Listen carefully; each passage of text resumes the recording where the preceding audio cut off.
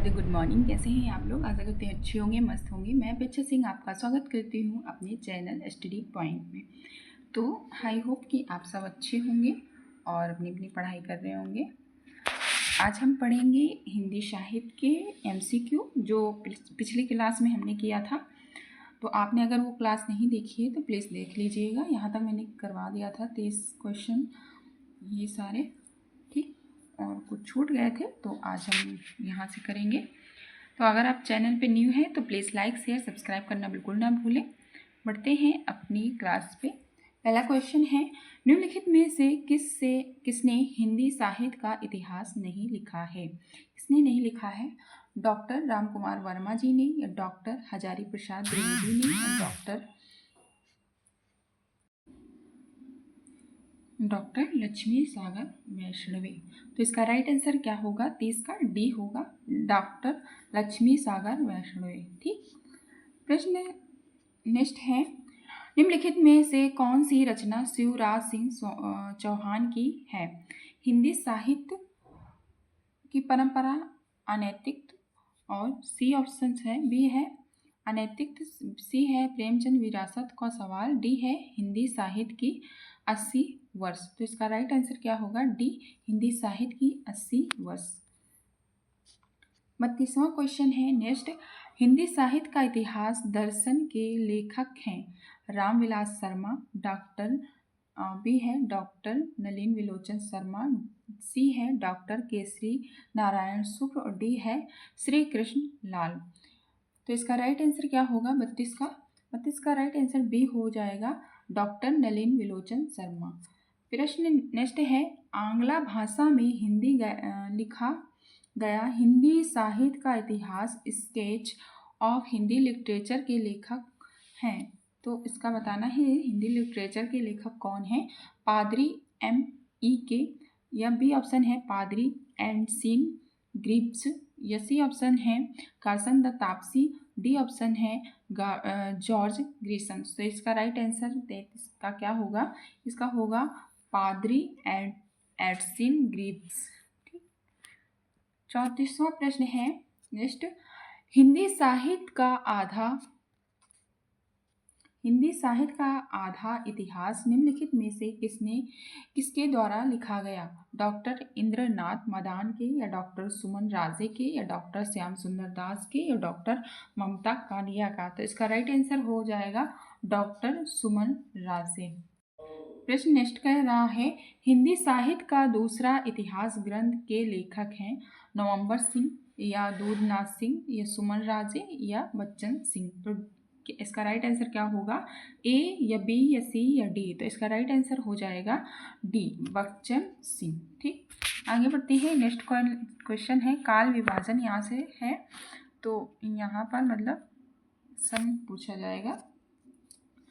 आचार्य रामचंद्र शुक्ल ने प्रथम उत्थान का समय कब से कब तक निर्धारित किया है? तो इसका राइट आंसर बताना है आपको, 1850 से 1885 तक, या 1857 से 1900 तक, या 1868 से 1893 तक, या 1800 से 1850 ईस्वी तक। तो इसका राइट आंसर बताना है 36 का क्या होगा? 1868 से 1893 ईस्वी तक, ठीक। नेक्स्ट क्वेश्चन कह रहा है, आचार्य रामचंद्र शुक्ल ने द्वितीय उत्थान का समय कब से कब तक निर्धारित किया है? 1893 से, या 1918 तक, या 1900 से 1920 तक, या सी ऑप्शन है 1885 से 1918 तक, या 1903 से 1920 तक। तो इसका राइट आंसर क्या होगा? इसका राइट आंसर होगा 1893 से 1918 तक। फिर प्रश्न कह रहा है, नेक्स्ट प्रश्न है, किस साहित्य इतिहास के लेखक ने काल विभाजन में कवियों के नाम का सर्वाधिक उपयोग किया है? क्या किया है? सर्वाधिक उपयोग किया है किसमें? कवियों के साहित्यिक काल विभाजन में। तो ए ऑप्शन है मिश्र बंधु, बी है ग्रीसंस, सी है हरिओद, और डी है श्याम सुंदर दास। तो इसका राइट आंसर 38 का क्या हो जाएगा? इसका राइट आंसर हो जाएगा आपका ए ऑप्शन सही हो जाएगा, मिश्र बंधु। प्रश्न है, नेक्स्ट प्रश्न है, किस लेखक के इतिहास ग्रंथ में सर्वप्रथम हिंदी साहित्य का काल विभाजन मिलता है?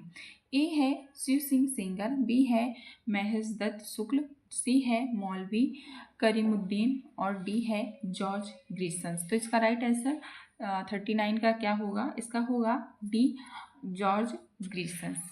ठीक। प्रश्न है 40वां। नेक्स्ट प्रश्न है, 10वीं से 4वीं शताब्दी के साहित्य को किस विद्वान ने आदिकाल के अंतर्गत रखा? क्या है? आचार्य रामचंद्र शुक्ल ने, या डी ऑप्शन है मिश्र बंधुओं ने, या सी है राव शंकराचार्य ने, या डी है हजारी प्रसाद द्विवेदी ने। तो इसका 40 का राइट आंसर क्या हो जाएगा? हजारी प्रसाद द्विवेदी जी। आगे बढ़ते हैं। प्रश्न 41वां है कि आचार्य रामचंद्र शुक्ल के अनुसार हिंदी साहित्य के आदिकाल की समय सीमा है। क्या है? विश्वत 1050 ईस्वी या 1375, मतलब 1000 से 50 या 1375। फिर है 1000 से 50 या 1375, या फिर है 1375 से या 1700। तो इसका राइट आंसर क्या हो जाएगा?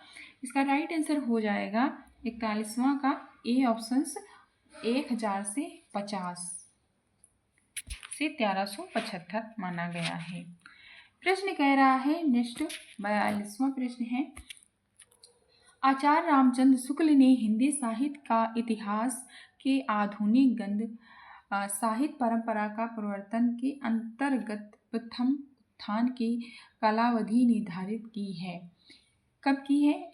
इसका बताना है। ए ऑप्शन है 1900 से 1950 विक्रमी शती में, या है बी ऑप्शन है 1925 से 1950 तक, या है सी ऑप्शन 1925 से 1975 तक, या है 1900 से 1925 ईस्वी तक। तो 42वां का राइट आंसर हो जाएगा बी 1925 से 1950 तक। क्या है? 1925 से 1950 तक।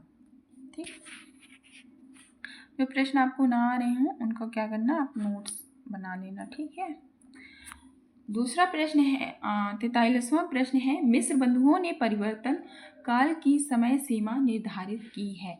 प्रश्न फर्स्ट ऑप्शन है संवत 1890 ईस्वी तक या 1925 तक, ये फिर है 1391 से 1889 या 1890 से 1825, यह है 1791 से 1889। तो इसका राइट आंसर आपको बताना है। तो इसका राइट आंसर हो जाएगा ए 1890 से 1925 ईस्वी तक।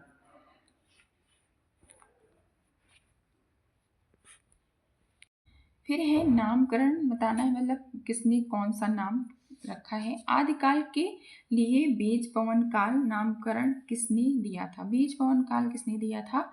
राहुल शंकराचार्य ने, या बी ऑप्शन है डॉक्टर नागिन ने, या सी ऑप्शन है महावीर प्रसाद द्विवेदी ने, या डी ऑप्शन है हजारी प्रसाद द्विवेदी ने। तो 44वां का राइट आंसर क्या हो जाएगा? इसका राइट आंसर सी हो जाएगा, महावीर प्रसाद द्विवेदी जी ने। ठीक।